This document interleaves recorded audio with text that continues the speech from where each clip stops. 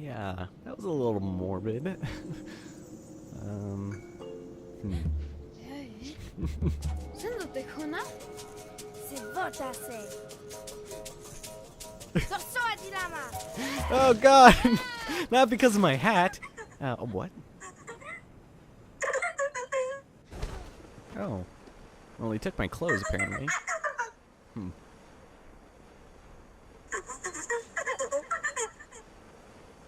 Okay, so apparently we have a buddy named Monster that we're gonna have to go visit. So this brings us to our next portion of our game where we got a new buddy here, and I want to say it's a she because her name is Lula, and that's what I'm gonna call her. Is Lula because that's what her name is. I just don't know if it's a guy or her. It's not really made clear, but I don't know any guy who's named Lula except for that Lou Reed Metallica album. Here we got another one. I think this one we actually have the tiara in that area. But that was number 6 right there, I think. This is going to be just like Resident Evil in the handprints. I'm not going to keep track of any of these. Oh, hey! Okay, so that's some really cool graphics in the back there. Okay, so of course, Mega Man! Yeah, so this essentially is our double jump, which is just amazing. But let's see this handbox just to concur our prior beliefs. This is Lula, your awesome robot. Oh, yes, you said it. Hold down the X button to hover in the air. Yeah, let's go hover a little bit, shall we? Oh god, I just all of a sudden got really tired. I might not actually do this in a single recording as I thought I was. But we can go ahead and make far greater jumps than we could before, basically doubling our double jump, or our regular jump. And we also have a new function with Lula. Right here, you're going to have some switches on the wall. Now, basically what you just have to do is just point your camera in the direction of the switch and then press the triangle button, and he'll basically just activate, you know, doors and switches and stuff for you, which is kind of cool, but it doesn't really happen that often in the game. You're mostly going to have to, you know, manually do stuff, because this is, of course, Brazil. I think it's Brazil. I don't know. I'm going to be saying that this entire LP, I swear to God. So activate both of those, and we'll activate some certain special secret levers here. I love kind of like the fantasy stuff, like the moving platforms like this. It's just, like, awesome. Like, I don't know. This game reminds me so much of both Eco and Flower, just in kind of the presentation and, like, the movements and stuff. Because this game is, once we find Monster, it basically turns into Eco / escort mission the game. Let's go ahead and, you'll notice that we're back in this area, but we are on this monstrosity of a house. Wait a second. Oh, my God! Oh, we are on, like, a spider building. Oh, man. So this is actually pretty cool. You don't really do much to it. You just stand on it or just wait for it to go to where we need to go, because this is that same area where we were with the timed gates. So it's always exciting to be backtracking through specific areas. There's only like 2 places where you actually backtrack, and it's just places we've already been. Like that very first area where we saw the first hint box, that's the area we'll be going to 2 more times. And that's pretty much the only other place we'll be seeing multiple times of. So we head over here, and we can go ahead and actually give ourselves just a little bath, just right over here with the pipe. Hey, yes, like, so dirty. That dirty water even makes me clean. Okay, let's go head up here now, and we're going to be in a pipe. This is such an easy, like, oh, I could never have figured that out, which kind of, once again, ooh, we're kind of floating here. Oh, thank you, pipe, for conforming to my physical appearance. This game is definitely, definitely catered for children of the younger variety, even though it is E10 and some of the contents are rather mature. But that's something that kind of annoyed me is that fact that it's such an E-rated game that it doesn't take any risks and chances. Here we've got another doll area that we can go pick up if you need to. Like I said, you have to be on your second playthrough in order to actually be able to start collecting them, which is a little annoying since this is technically, I guess, like my 4th playthrough, and the hats don't respawn. You actually have to, I guess, delete your save file and then beat it again so that you can collect the hats again. But why would you want to if you already have the hats? You can just have all the hats from the very beginning of the game, so you don't have to see the same ones throughout the entire time. Okay, so this one you're actually going to wait before activating that. Get inside this pipe here, and you'll be able to indulge yourself in, yes, pipe moving at its finest. Because that clearly would not have hurt exponentially to have done that. Okay, I think this is actually the portion where we're introduced here to new mechanic of the game, ladies and gentlemen. Wait for it. Oh. Where's... What?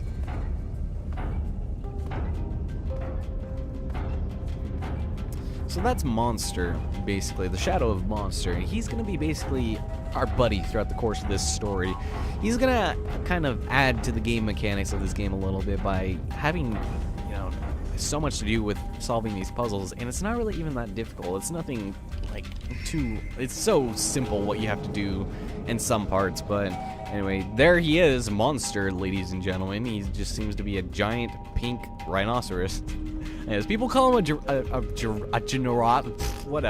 a rhinoceros, but I can't really see it. Just the horn on his head is the only thing signified. He is really a monster. That's all he is.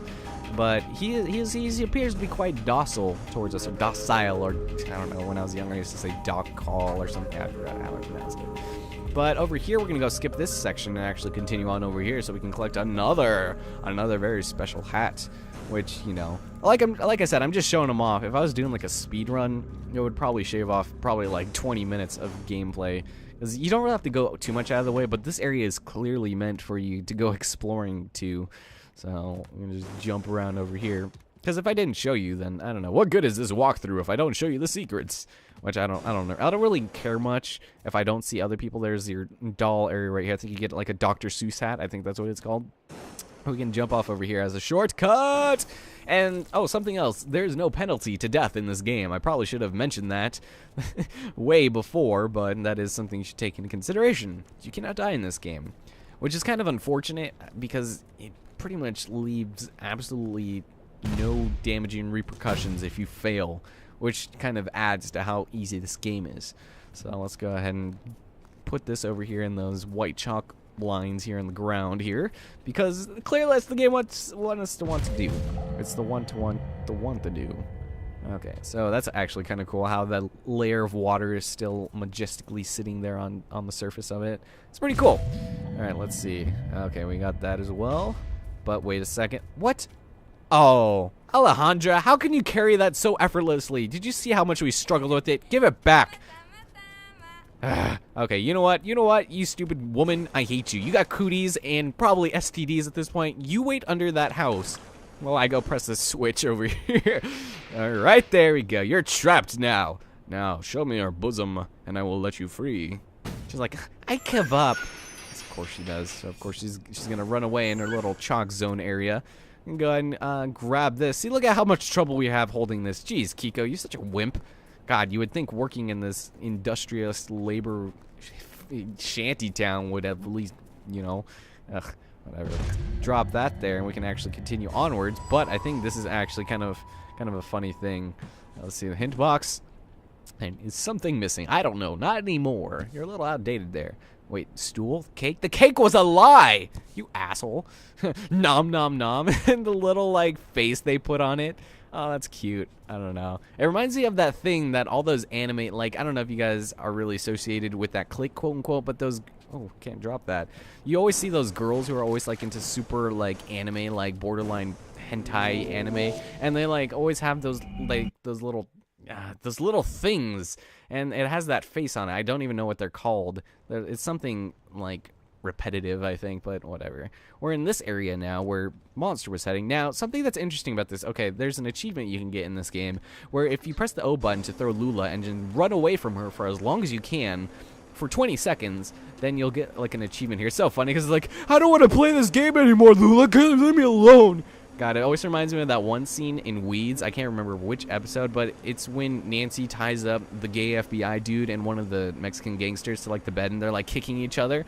And then, like, the gay guy, he gets, like, a boner, and then the Mexican guy starts getting all offended. He, like, starts, like, moving away. He's like, oh, no, dude, I don't want to play with you anymore, which it was, like, around that point in the series that I stopped taking it, like, seriously. Because that just seemed like such a silly, out-of-place moment that they'd be like, the head of the FBI is, like, gay, and he's getting a boner by playing footsies with a Mexican gangster. But here's another hat over here, and we can actually take a shortcut down here. I want to see something we can do here. What? Oh, perfect landing, and he stuck it with the Frogger helmet. So you can use Monster's belly pretty much to go hopping places, and would you find it fitting that I'm actually wearing the frog helmet right now? All right. So, what was it called? The Dangero's mask? I don't know. I don't know anyone who's been pronouncing that different. People say Don Giro or Don Giro, but I always like to say Dangerous. We can go and grab this. See, it's things like this that I really enjoy, like how it just like folds out so neatly. It's just, I don't know. I just love like little things like that. And I feel like I'm probably one of the few who actually does this these days. So let's go see what new mechanics we can learn with our buddy Monster. You can climb on Monster's belly while he's sleeping. Look how adorable he is. He's got like a little pillow and he's got the one Z. Aw. Use the right stick to look at where you want to jump. Yes, we've already actually done this. We jump through a door and press X to jump high. You actually don't have to do this like 3 times in the entire game. Well, 3 places. So over here we can also get another explanation for our new mechanic in this game. We've got ourselves the idea of coconuts. Grab or drop coconuts, which I do not think are native to this land of fantasyness. You can throw them as well. So, of course, it appears as the monster has quite a craving for coconuts. Which always has to remind me of that Frontier Psychiatrist song. Like, I don't know. I think... Who's that by? It's by, I think, the Avalanches, I want to say. Anyway, he's always going to be attracted to the coconuts unless he's asleep and they're in the same proximity. Now, these square areas, you just need him to you just need him to stand on it for like a second and then it'll activate permanently. Now, the first time I played this game, one of those things that threw me off, that kind of took me longer to get than it should have, is the fact he doesn't actually have to stay in there.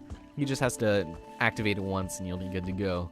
So go ahead and drop the coconuts down over here and you'll be pretty much good to go for this next part, which we're actually going to have to make him fall back asleep. And to do that, we're going to need more coconuts, because if you can imagine, coconuts serve as quite the substitute for what is that word I'm trying to think of?